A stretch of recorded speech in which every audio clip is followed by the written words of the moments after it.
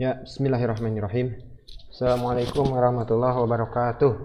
Apa kabarnya antum siang hari ini? Alhamdulillah, luar biasa. Allahu Akbar. Yes, baik. Alhamdulillahirabbil alamin. Sebelum kita mulai belajar ya, alangkah baiknya kita berdoa terlebih dahulu dengan bersama-sama mengucapkan basmalah. Bismillahirrahmanirrahim. Bismillahirrahmanirrahim. Segala puji dan syukur kita panjatkan kehadirat Allah Subhanahu wa taala yang atas berkat limpahan rahmat dan karunia-Nya, maka alhamdulillah kita bisa bersama-sama lagi di kesempatan kali ini, yaitu pembelajaran PPKN insyaallah. Salawat dan salam mudah-mudahan terlimpah curahkan kepada junjungan kita Nabi Agung Muhammad Sallallahu Alaihi Wasallam yang syafaatnya kelak sangat kita rindukan di akhirat nanti. Baik, tetap semangat, tetap belajar kakak-kakak soleh semuanya ya. Walaupun dalam kondisi seperti ini, antum sudah lama belajar di rumah, sudah kondisinya sudah seperti ini ya, jenuh dan lain sebagainya, tapi jangan putus asa, putus harapan. Kita pasti punya harapan dan kita kerjakan saja apa yang menjadi tugas dan kewajiban kita, yaitu belajar. Baik, untuk materi kali ini alhamdulillah kita sudah sampai kepada bab 4. Untuk ulangan belum ya? Belum Bapak sampaikan untuk ulangan. Insya Allah nanti di kesempatan yang lain untuk ulangannya. Sementara kita bereskan dulu materinya supaya ini bisa selesai. Baik, antum silahkan buka di buku itu halaman 97 gitu ya, tentang Persatuan dan Kesatuan Negara Republik Indonesia. Di situ ada materinya. Baik, sekarang antum silahkan diperhatikan, tapi sebelumnya sebentar dulu. Baik, silahkan dilihat di sini di slide-nya ya. Yang akan kita pelajari sekarang adalah Persatuan dan Kesatuan Negara Republik Indonesia. Apa itu Persatuan dan Kesatuan? Persatuan dan Kesatuan adalah masing-masing warga negara senantiasa rukun, senantiasa hidup dalam saling pengertian ya dan tenggang rasa gitu. Jadi dalam kondisi saling bersatu dan tidak terpecah-pecah, itulah persatuan. Layaknya seperti misalkan sebentar ya kakak ya. Nah, kita lihat tujuan untuk mempelajari bab ini adalah pertama menjelaskan bentuk negara kesatuan Republik Indonesia ya, bentuk negaranya. Bentuk negaranya itu adalah apa gitu ya, negara. Kan ada yang negara bentuknya itu kerajaan gitu ya. Ada yang bentuknya negara kesatuan, ada yang bentuknya negara federal gitu dan sebagainya. Atau negara yang punya daerahnya itu punya aturan sendiri-sendiri, negara federal itu. Kemudian menjelaskan pentingnya menjaga persatuan dan kesatuan.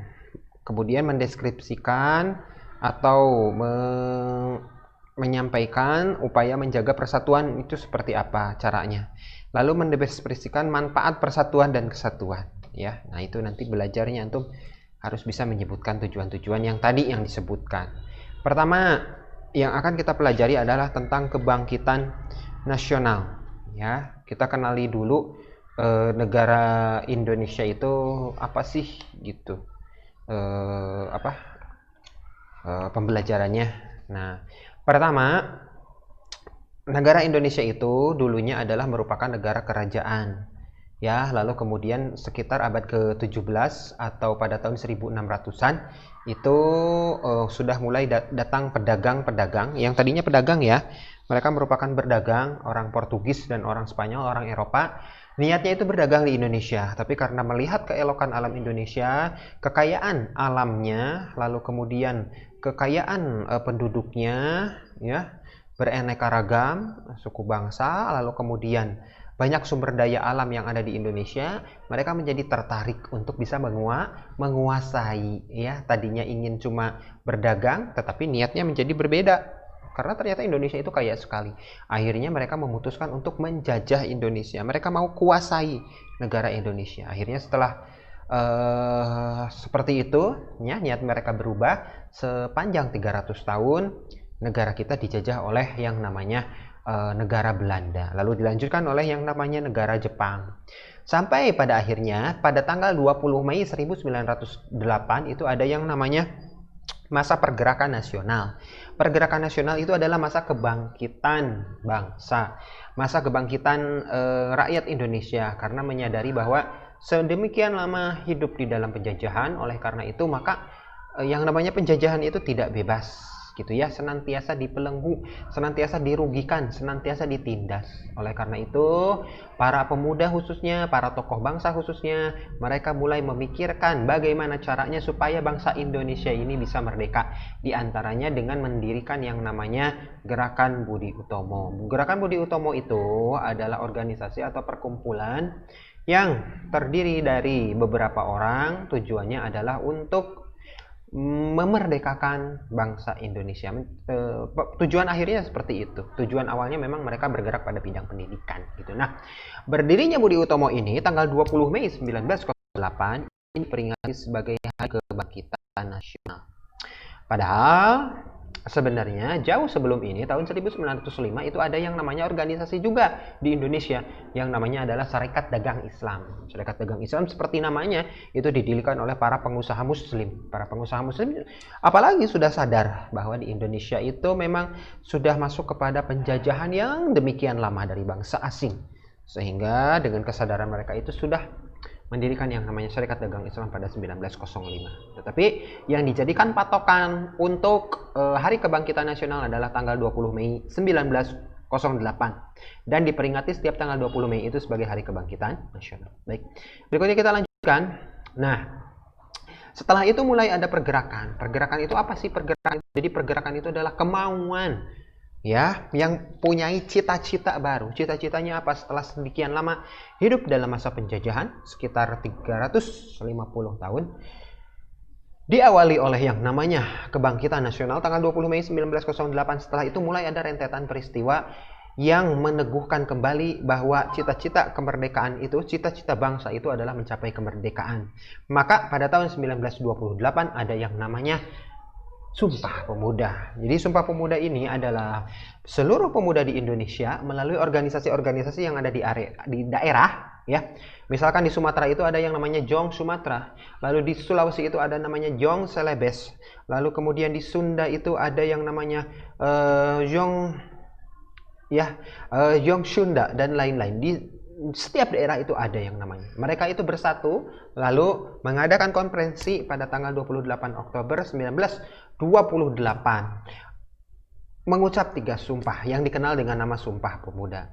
Kami pemuda-pemudi Indonesia mengaku berbangsa satu, bangsa Indonesia. Yang keduanya, kami pemudi Indonesia mengaku tanah air satu, tanah air Indonesia. Dan ketiganya, kami pemuda-pemudi Indonesia mengaku berbahasa satu, yaitu bahasa Indonesia. Berikutnya. Nah, ini sebentar. Nah, ya, itu. Jadi kebangkitan Indonesia itu dimulai dengan adanya Kebangkitan Nasional 1908, berlanjut ke yang namanya Sumpah Pemuda tahun 1928. Nah, yang akan kita pelajari sekarang berikutnya adalah tentang bentuk negara Indonesia. Bentuk negara Indonesia itu di pasal 1 ayat 1 Undang-Undang Dasar 1945 disebutkan bahwa negara Indonesia adalah negara kesatuan yang berbentuk republik.